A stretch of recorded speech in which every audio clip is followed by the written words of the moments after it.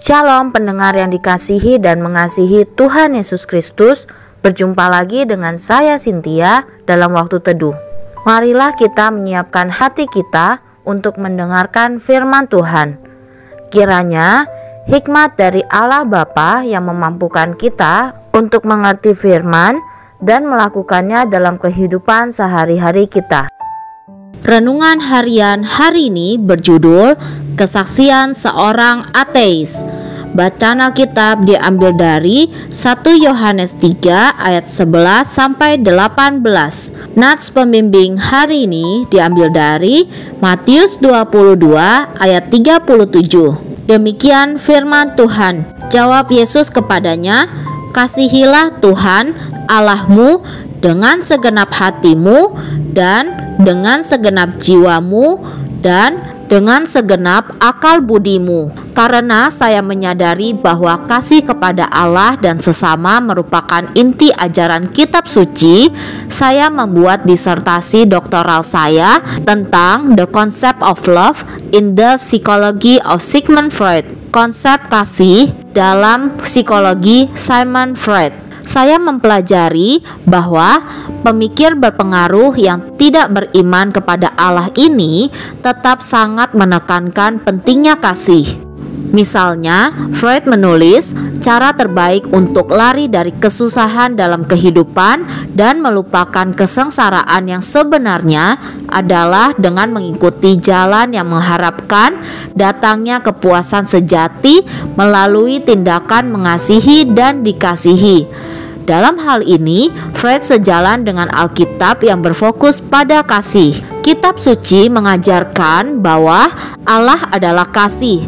1 Yohanes 4 ayat 8. Kitab suci juga mengajarkan pentingnya iman yang bekerja oleh kasih. Galatia 5 ayat 6.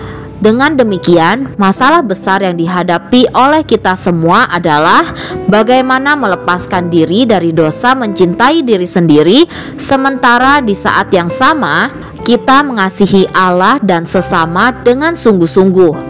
Matius 32 ayat 37 sampai 39. 1 Yohanes 3 ayat 14.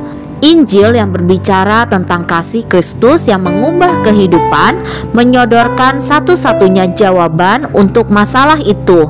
Paulus menyatakannya dalam Roma 5 ayat 5. Kasih Allah telah dicurahkan di dalam hati kita oleh Roh Kudus. Sudahkah Anda merasakan curahan kasih Allah?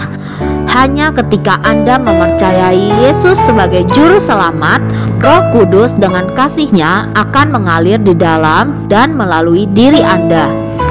Cinta surgawi di atas semua cinta. Kasih surga datang ke dunia. Masuklah ke dalam hati kami, wujud anugerah-Mu di hidup ini. Allah mencurahkan kasih-Nya di dalam hati kita agar kita juga mencurahkannya kepada sesama.